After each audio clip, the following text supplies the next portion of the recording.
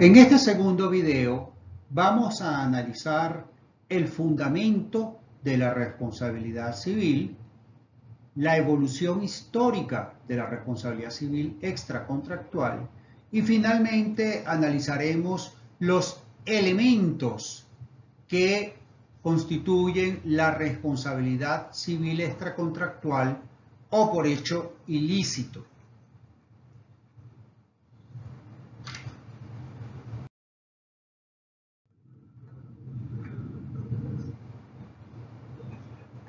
En toda sociedad ocurren accidentes. En toda la historia han habido fricciones, han habido acciones entre los distintos miembros de una sociedad que causan daños entre ellos. Y al final del día, la responsabilidad civil lo que produce es unas reglas de cómo se van a repartir entre los miembros de la sociedad los daños y perjuicios que se producen en la vida social, en los intercambios diarios que se originan entre los distintos miembros de una sociedad. Ahora, a medida que las sociedades van creciendo, a medida que el ser humano se va desarrollando, las relaciones e interacciones se van haciendo más complejas. Y esto al mismo tiempo origina, además del avance, la posibilidad que aumenten las probabilidades de la producción de daños. Por ejemplo, a mediados del siglo pasado se pensaba que fumar cigarrillos era una actividad meramente recreativa, individual, que no causaba ningún daño a terceras personas. Con el tiempo, esta acción, esta actividad que se pensaba que era inmune, que no generaba más ningún daño a nadie, fue demostrando que la nicotina que está presente en los cigarrillos genera un vicio, pero además que esta sustancia produce enfermedades terribles, tanto al fumador activo como al pasivo, como a la persona que aspira el humo del cigarrillo. Entonces ven ustedes cómo con el tiempo esta actividad recreativa que se pensaba que no podía originar ningún tipo de daño a terceros, se tornó en una verdadera fuente de daños y obligó a las empresas tabacaleras a indemnizar y a prevenir sobre el consumo de este producto. El tema aquí es cómo fundamentamos el nacimiento u origen de la responsabilidad. ¿Qué es lo que origina que una persona o que a una persona le nazca la obligación de reparar? ¿Cómo se justifica, se fundamenta que alguien que en principio no tiene nada que ver o que está realizando una actividad que no le genera daño a nadie puede generar un daño y obligarle a reparar? ¿Cómo podemos entender esta situación? ¿Cómo la justificamos desde el punto de vista ético? Y para ello han surgido tres planteamientos o tres teorías. La primera teoría se refiere a la teoría de la culpa y ella se fundamenta en que una persona debe soportar las pérdidas, debe correr con las indemnizaciones frente a terceros cuando la actividad que él realice es censurable, es cuestionable. ¿Por qué? Porque ha incurrido con culpa, porque de alguna manera con mala intención o sin mala intención sus acciones negligentes o imprudentes causaron un daño a otro. Esta teoría es la teoría clásica de la responsabilidad civil. Es la culpa lo que origina el nacimiento el nacimiento de la obligación de reparar. La culpa es lo que permite justificar que alguien deba ser condenado al pago y a la reparación de daños y perjuicios. Es la culpa lo que éticamente soporta que el patrimonio de alguien que actuó de una manera contraria a la ley, contrario al comportamiento que normalmente en sociedad debe tenerse, lo que le origina la obligación, ese vínculo con la víctima. Él pasa a ser deudor y por lo tanto no es libre de cumplir o no cumplir con la obligación de reparar. Él tiene que reparar y tiene que reparar íntegramente el daño. Pero hay situaciones en las que usted puede actuar de manera perfecta, usted incluso puede no estar actuando de ninguna manera, pero usted debe ser responsable de indemnizar por algún daño. Es el caso de las teorías de la responsabilidad objetiva. Y básicamente estas teorías de la responsabilidad objetiva lo que buscan es proteger a las víctimas en aquellos casos en los que la determinación de la culpa es muy complicado, muy difícil de obtener. Por ejemplo, en el caso de la guarda de cosas, es probable que usted no esté realizando ninguna acción, pero una cosa suya genere un daño. Es probable que usted haya actuado perfectamente de acuerdo a derecho, pero algo que está en principio fuera de su control genere un daño, como por ejemplo sería el caso de que usted tenga un vehículo y usted tenga el vehículo perfectamente mantenido y que usted no tenga ningún tipo de responsabilidad, pero si ese vehículo causa un daño, usted estará obligado a reparar con independencia de si usted es culpable o no, o como el ejemplo que les puse anteriormente en el video anterior del dependiente suyo que va manejando y usted está en su oficina y ese dependiente causa un daño a otra persona con su vehículo. Bueno, usted no tiene en principio ninguna culpa porque el culpable sería el conductor del vehículo, su dependiente, pero usted puede ser responsable. ¿Por qué? Porque se aplica la teoría de la responsabilidad objetiva que busca superar las opiniones subjetivas sobre la reprochabilidad moral de una conducta de la gente. Es decir, no nos enfocamos en ver si la persona ha actuado de una manera culposa, sino que lo que busca este caso es sencillamente la reparación del daño. Esta teoría propugna que no importa la existencia o no del elemento subjetivo culposo. Basta con que se cause un daño para que nazca la obligación de repararlo.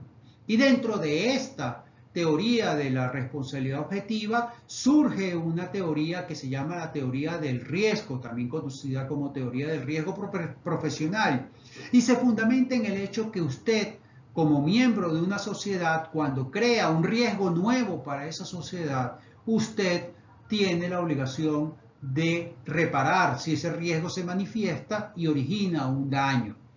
Esta teoría también se fundamenta que cuando usted crea algo nuevo y eso nuevo que usted creó le genera un provecho, usted debe igualmente soportar las cargas o pérdidas que se causen como miembro de la sociedad por ese provecho que usted está obteniendo de ella. El caso típico es si usted crea una empresa usted crea un banco o crea una actividad y esa actividad empieza usted a lucrarse, pero genera algún tipo de daño, como podría ser, por ejemplo, que usted crea un mercado especulativo y en la creación de ese mercado especulativo la gente se va perteneciendo o va trabajando en él y se causa un daño. Se le causa un daño independientemente que usted haya actuado con culpa o no. O usted sencillamente monta una fábrica y monta un negocio, monta una fábrica de embutidos y en esa fábrica de embutidos usted coloca unas máquinas que son las que procesan la materia prima para crear los embutidos y en ese proceso de creación de embutidos una de esas máquinas se daña y causa un daño a un trabajador, por ejemplo, o incluso a una comunidad. Ocurre una explosión en su fábrica y esa explosión daña una serie de casas alrededor de su fábrica. Bueno, la teoría de la responsabilidad objetiva se fundamenta en que usted igual va a tener que reparar. ¿Por qué? Porque usted introdujo un riesgo nuevo a la sociedad cuando montó esa fábrica, y además de introducir un riesgo nuevo a la propiedad, a la sociedad, perdón, usted se lucró de ese riesgo que creó, y por lo tanto, si ese riesgo se materializa y la materialización de ese riesgo causa un daño, usted debe indemnizar, usted debe reparar. Finalmente, tenemos la teoría o la tesis de los seguros obligatorios, y parten de la idea de que estadísticamente, aplicando la teoría del riesgo, es más probable que sean las personas con escasos recursos los más vulnerables, los que objetivamente causen más daño porque tienen menos preparación y porque tienen menos elementos y menos herramientas, y por ende se ven en la obligación de reparar en mayor proporción daños que puedan causar. Por ello, en vez de hablar de una responsabilidad civil, lo que se busca es una especie de mutualización del riesgo. ¿Qué significa una mutualización del riesgo? Bueno, que sabemos que el riesgo en algún momento se va a producir, y por lo tanto se crea un seguro colectivo, un seguro obligatorio, de forma tal que si se materializa ese riesgo y se causa un daño, ese daño va a ser reparado con los pequeños aportes que hemos hecho todos los de la sociedad. Eso es lo que se llama socializar el riesgo. Esto es distribuir la probabilidad, y más bien antes que la probabilidad, la reparación de un riesgo entre todos los miembros de la sociedad, y que todos los miembros de la sociedad obtengan un seguro, y sea el seguro, que incluso puede ser un seguro del Estado, como es la seguridad social, quien se vea en la obligación de indemnizar los daños. Entonces, la teoría clásica habla de que solo el culpable solo el que actúa con culpa debe reparar. En segundo lugar está la teoría de la responsabilidad objetiva, en el sentido de que si usted crea un riesgo, o si usted tiene una cosa de la cual usted se lucra, y esa cosa de la cual usted se lucra genera un daño, usted como propietario, como titular y como generador de ese riesgo tiene la obligación de reparar. Y finalmente, la tesis de los seguros obligatorios, donde sencillamente toda la sociedad es responsable y por lo tanto todos debemos contribuir en caso que se cause un riesgo, y se contribuye en la medida en que cada miembro de la sociedad, a través de un pequeño aporte, resarce en caso de que se produzca algún daño o algún riesgo, algún daño dentro de alguno de los miembros de la sociedad. Entonces, y ahí estaríamos en el tema de los seguros obligatorios. La responsabilidad civil, tal y como la conocemos ahora, no siempre fue así. Podemos encontrar 6 etapas en el desarrollo de la responsabilidad civil.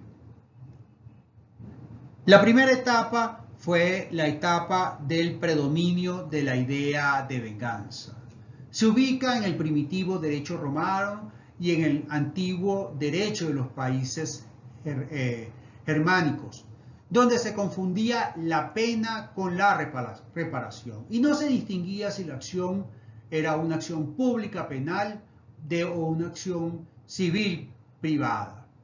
En esta época, quien padecía un daño procuraba vengarse, infligiendo a otro o infligiendo a quien causó el daño un daño similar al que le causaron, lo que fue transformado en un mecanismo de justicia mediante la ley del talión, el famoso ojo por ojo y diente por diente. Las víctimas empezaron a percibir que más les convenía agredir al patrimonio en vez de producir un daño equivalente a la persona del agresor o su familia.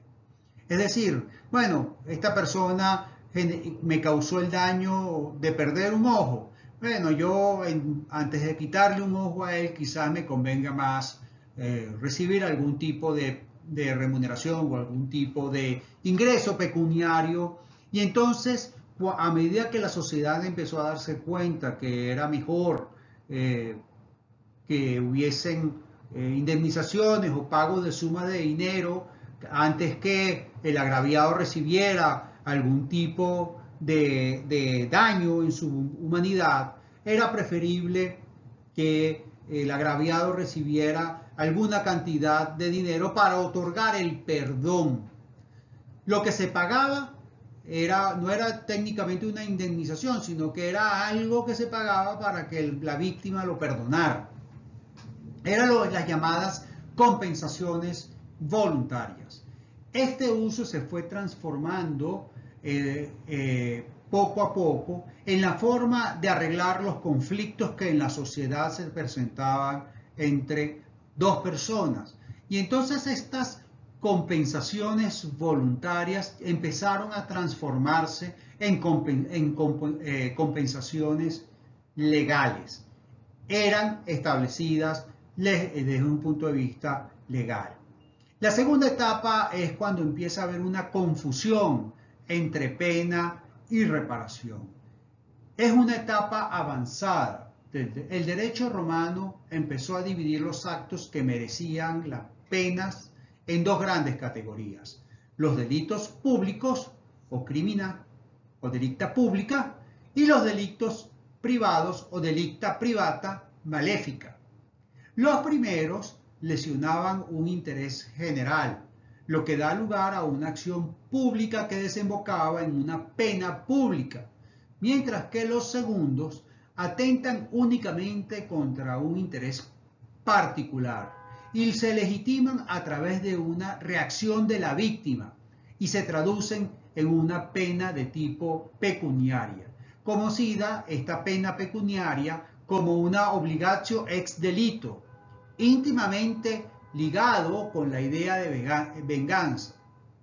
Y justamente porque se confundía en cierta forma como un delito privado, esto evitó que en Roma empezase a desarrollarse esta noción general que tenemos modernamente de responsabilidad civil, como un fenómeno jurídico y autónomo distinto de la responsabilidad penal. Por ello es que existía una confusión entre lo que era la pena y lo que era la reparación civil.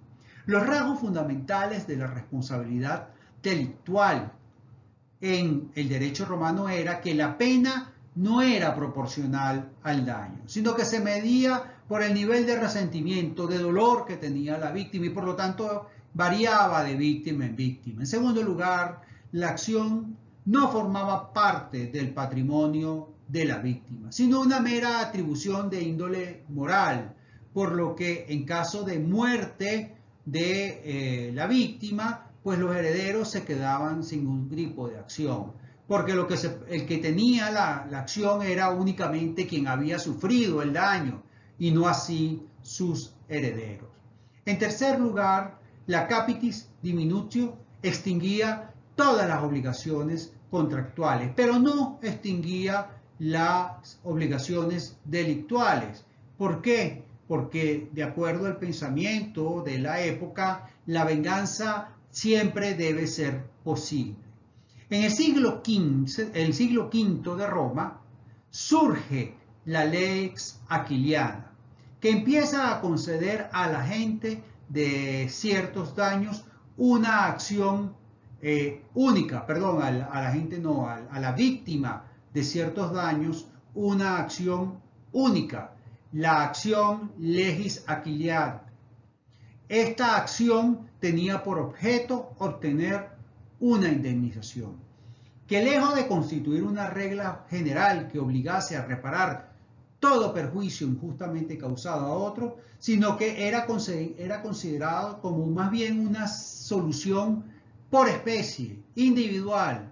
Por ejemplo, la indemnización por muerte de esclavos o animales, donde se establecía el valor de la indemnización en el valor más alto que durante el año procedente tenía o se había dado por un daño causado por esclavos o animales en el año precedente, o el daño causado a un acreedor principal por un acreedor accesorio, cuya pena consistía sencillamente en una multa, o en el caso de la herida a esclavos o animales de determinada clase y la destrucción de cualquier clase de bienes, donde la indemnización se fijaba en función al valor que alcanzaba en el mes inmediato anterior al delito. Y así se hablaba de delito, y lo pongo entre comillas, porque verdaderamente no era delito. Entonces, la ley aquiliana no exigía la culpa del autor para acordar la indemnización de daños que se hubiese producido, sino que se conformaba con que existiera un daño causado sin que la ley autorizara a infligir ese daño. Dar muerte a un animal sin ser atacado por él, por ejemplo, porque si el animal lo atacaba, la ley permitía que usted lo matara y de esa manera usted no era responsable. Esta situación evolucionó hacia el final de la República, cuando, producto de la influencia griega, terminaron por exigir la necesidad de la culpa del autor del daño. El Estado no concedía acción si la conducta del autor del daño no era absolutamente irreprochable. Si la conducta era absolutamente irreprochable, pues usted sencillamente no tenía manera de reclamar. La tercera etapa es cuando empieza a distinguirse entre pena y reparación, pero solo tuvo su perfecta expresión en el dominio de los daños a los bienes, pues en cuenta a los daños a las personas y en su honra se continuó percibiendo la reparación como una pena civil. Esta distinción permitió conceder la reparación cuando ocurría una depreciación en los bienes o cuando se frustraba una ganancia legítima, y empezó a concebirse como una culpa por omisión. En esta etapa se establece que, de acuerdo con la ley aquiliana, el autor del daño responde siempre por culpa levísima, y que en materia contractual se permitía o se admitían distintos grados de culpa según el contrato. Entonces ven ustedes cómo ya empieza a haber una diferenciación entre pena y reparación, solo que esta separación no se concebía cuando los daños eran infligidos a la persona o a su honra, solo cuando eran infligidos sobre bienes. Esta distinción sigue evolucionando, y con la entrada en vigencia del Código Napoleónico se concluye de una manera definitiva la distinción entre pena y reparación. El sistema contemplado en el Código Napoleónico puede resumirse en una doble regla. Primero, quien reclama una indemnización por un daño que en virtud de una relación causal de orden físico pueda ser atribuido al hecho de otra persona, deberá demostrar que ese hecho constituye su culpa. Y aquí empezamos a ver los elementos modernos de la responsabilidad cuando se habla de culpa y relación causal. Y en segundo lugar, el autor del hecho al cual se le atribuye el daño quedará libre de toda responsabilidad si prueba que no incurrió en culpa. ¿Qué significa esto? Que si él prueba que incurrió en el ejercicio de un derecho o que lo hizo por una causa extraña no imputable, entonces la persona quedará eximida de responsabilidad. Igualmente, en este código se admitía la responsabilidad civil por hecho ajeno, cuando el acto era cometido por una persona que está bajo su vigilancia y dirección, o por un animal, o por una cosa que está bajo su guarda, pero siempre demostrándose la culpa del declarado responsable civil. Entonces, aun cuando existía la posibilidad de una responsabilidad por hecho ajeno, siempre se exigía que tuviese el elemento culpa. Pero esta situación evolucionó, porque había veces en que era imposible obtener la prueba de la culpa. Y la evolución de este derecho fue hacia un sentido práctico, presumiendo que la culpa existía. Ahí empezamos a ver casos de responsabilidad objetiva y específicamente por guarda de cosa, porque con la introducción de la máquina de vapor y la aparición de los vehículos en la sociedad, empiezan a darse más accidentes y empiezan a originarse más daños. Y entonces, ¿qué fue lo que ocurrió en esta etapa? Que si el daño que originaba la maquinaria para que el propietario pudiese ser responsable, tenía que demostrarse que él actuó con culpa y eso era prácticamente imposible. Entonces se fue evolucionando, sobre todo a nivel jurisprudencial, y y esa evolución fue hacia el establecimiento de una presunción, en el sentido de que se presumía que el propietario era responsable, pero se le daba la oportunidad de exonerarse de responsabilidad si lograba demostrar que no había incurrido en culpa. Es decir, invertía la carga de la prueba en donde el presunto responsable, en su caso el propietario o guardián de la cosa, se liberaría de responsabilidad al demostrar que el hecho fue con ausencia de su culpa. Esto siguió evolucionando hasta la aparición de la responsabilidad sin culpa. Bajo el argumento de corregir una supuesta insuficiencia de la teoría clásica de la culpa, que se mostraba imposibilitada de asegurar una indemnización a la víctima en ciertos casos en que parecía equitativo acordársela. No obstante, no aparecer claramente una culpa imputable a alguien, doctrinariamente y luego jurisprudencialmente comienzan a surgir casos en los que se empiezan a acordar indemnizaciones a personas que han sufrido un accidente. Repito, esto con la aparición del maquinismo, producto de la revolución industrial, empiezan a generarse una serie de accidentes que afectan a trabajadores, que afectan a personas transeúntes y con ello empiezan a desarrollarse las ideas de responsabilidad objetiva. La vieja idea de culpa parecía engendrar un feroz individualismo, eso era lo que se decía en la época, y en su lugar era necesario ir construyendo todo un complejo sistema de responsabilidad sin culpa que a la larga viniera a funcionar en el sentido de que una solidaridad social absoluta fuese la que respondiera ante los daños. El legislador se hizo eco de este proceso que empezó doctrinariamente y continuó jurisprudencialmente y empezó a legislar acrecentando los casos en que se consideraba que había una responsabilidad civil objetiva o una responsabilidad civil sin culpa. Ya finalmente la sociedad sigue avanzando y empiezan los desplazamientos de todas estas indemnizaciones hacia la seguridad social.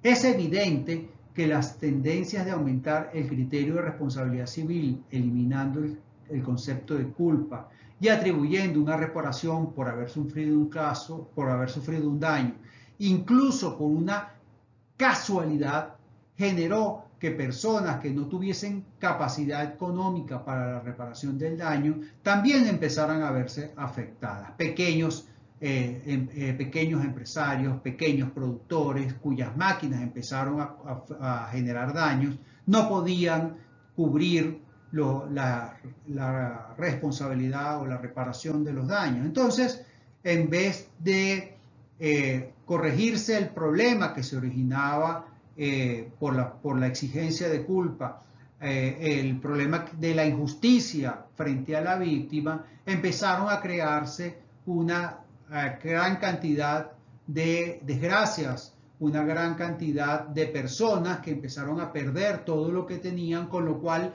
dejabas dos personas absolutamente infelices.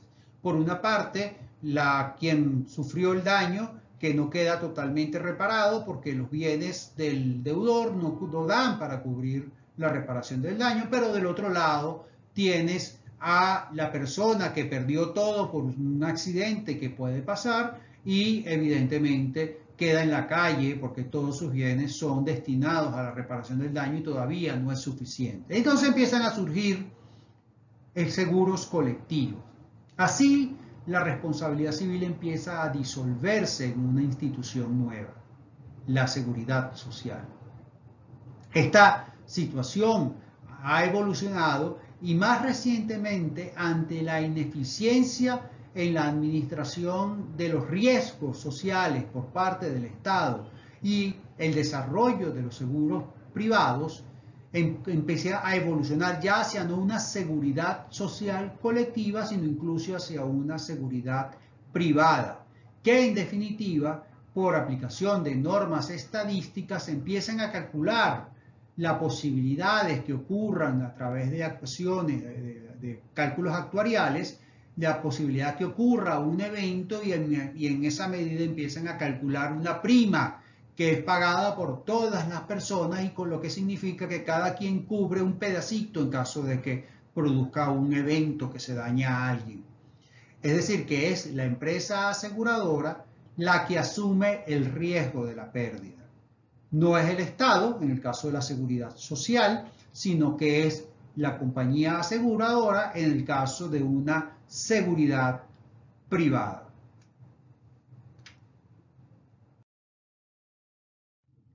Finalmente nos toca ver cuáles son los elementos de la responsabilidad civil extracontractual o por hecho ilícito. Se dice que hay un hecho ilícito cuando una persona por su culpa causa un daño a otra, sin que se trate del incumplimiento a una obligación derivada de una relación contractual. Sin embargo, esa afirmación es imprecisa, pues existen situaciones en las que se causa un daño sin relación contractual y con culpa, que no configuran el hecho ilícito. Por ejemplo, el caso de la gestión de negocio y del pago de lo indebido, donde no hay una relación contractual, pero sí se genera ese vínculo jurídico. Se ha dicho que el hecho ilícito es un hecho culposo que produce un daño. Repito, se dice que el hecho ilícito es un hecho culposo que produce un daño.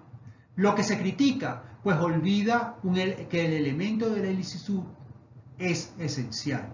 Es decir, que no solo debe ser un hecho culposo, sino que además debe ser un hecho ilícito, lo que es esencial. Porque es probable que existen hechos culposos que generen daños y no son ilícitos. Por ejemplo, la libre competencia. Existen muchos casos de empresarios, comerciantes que hacen prácticas que no son ilegales, pero les producen un daño a sus competidores. Esto es un hecho culposo que puede producir un daño, pero que no es ilícito, sino que todo lo contrario, es beneficioso para algunos, es beneficioso para la sociedad, según alguna tesis económica.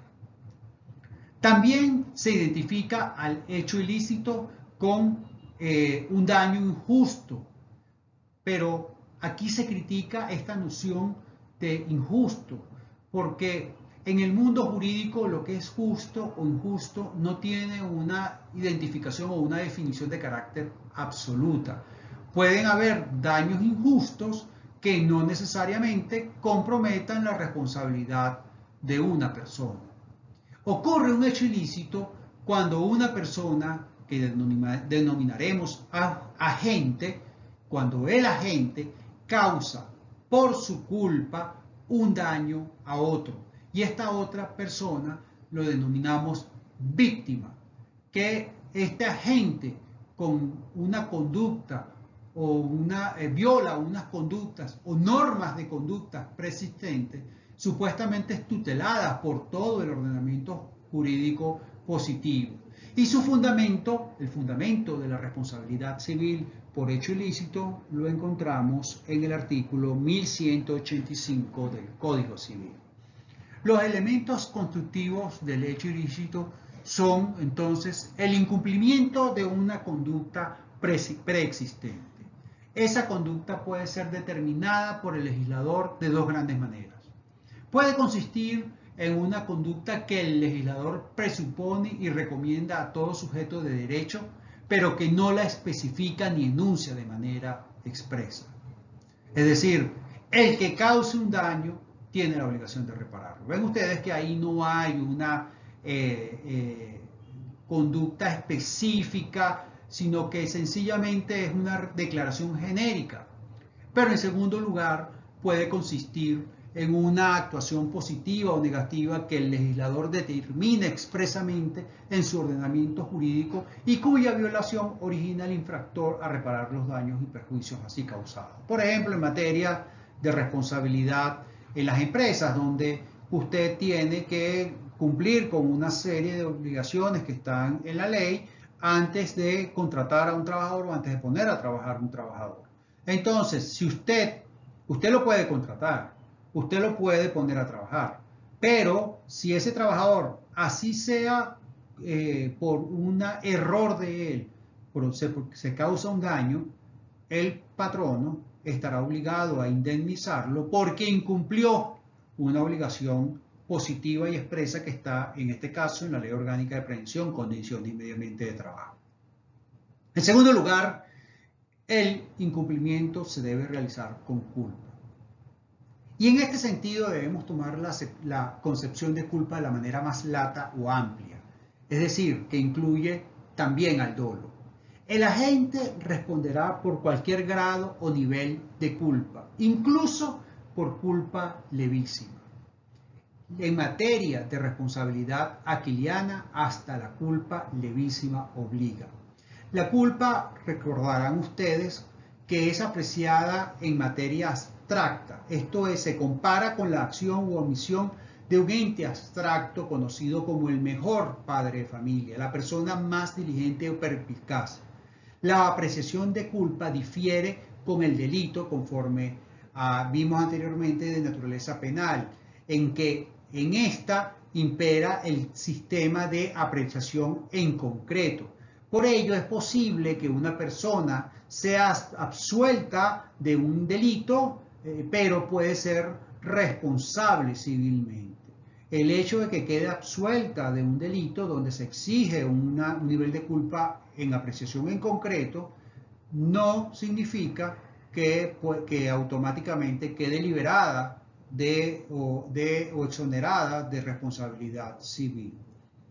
Si recuerdan ustedes, por ejemplo, como me voy al caso de los Estados Unidos de O.J. Simpson, él fue penalmente absuelto de los cargos por supuestamente darle muerte a su esposa. Sin embargo, un tribunal civil lo condenó a indemnizar a la familia. Y ustedes podrían decir, bueno, esto es contradictorio. No, porque la culpa en materia penal es distinta a la culpa en materia civil. En materia de hecho ilícito se considera imputable a todo agente que al momento de actuar, de causar un daño, haya actuado con discernimiento. Lo que diferencia con la responsabilidad civil contractual, donde se requiere una capacidad negocial plena. La responsabilidad civil extracontractual, o mejor dicho, los menores de edad pueden incurrir en responsabilidad civil extracontractual. Los menores de edad pueden ser responsables y condenados a indemnizar cualquier daño por hecho ilícito que realicen. En el caso de los menores de edad, si actúan con discernimiento, ellos pueden ser responsables. A diferencia de lo que sucede con la responsabilidad civil contractual, donde se exige que las personas, las partes de ese contrato, tengan una capacidad negocial plena. En principio, el guardián del incapaz corre con la indemnización del daño. Sin embargo, es posible para la víctima obtener si no es posible para la víctima obtener la reparación del guardián, todavía podría intentar un recurso contra el incapaz, recurso que se llama de equidad contra el incapaz, que está en el 1185 del Código Civil. En este caso vemos cómo el Código contempla una indemnización por equidad, que no repara íntegramente el daño. Por eso se señala que los que no tienen discernimiento no responden por responsabilidad civil, toda vez que no tendrán que resarcir la totalidad del daño. En tercer lugar, ya hablamos que debe ser el incumplimiento de una conducta preexistente, que puede ser genérica o concreta, y que este incumplimiento debe ser de manera culposa. Pero en tercer lugar, el incumplimiento culposo debe ser ilícito. Y por ilícito nos referimos a que no debe ser tolerado, consentido, amparado por el ordenamiento jurídico. Si yo causo un daño a otra persona en legítima defensa, lo que es perfectamente permitido en nuestra legislación, yo no seré responsable de ese daño. ¿Por qué? Porque la legítima defensa es una conducta que es consentida en nuestro ordenamiento jurídico, y con eso deja de ser ilícito el incumplimiento culposo. En cuarto lugar, el incumplimiento culposo, al igual que en el caso de la responsabilidad civil contractual que vimos anteriormente, debe generar un daño. Lo que se busca es resarcir el daño. Ahora, a diferencia de lo que pasa en la responsabilidad civil contractual, donde los daños que son indemnizables son los daños previstos o previsibles al momento del acuerdo, de la contratación, en el caso del hecho ilícito, los daños indemnizables son mucho más amplios, pues se reparan tanto los daños directos provenientes por ese hecho, materiales, como los daños morales, previstos o no previstos al momento de la generación del daño, y provengan de cualquier clase de culpa cometida por el agente, porque recuerden ustedes que en materia de responsabilidad civil extracontractual se responde incluso por culpa levísima, y el grado de la culpa en nada afecta el nivel de reparación, porque lo que se busca es reparar justamente el daño, es resarcir el daño. Las circunstancias que el agente haya causado, que haya actuado con dolo o con culpa, en nada afecta entonces la extensión de la reparación, pues la misma es independiente de la intencionalidad o no en la producción del daño.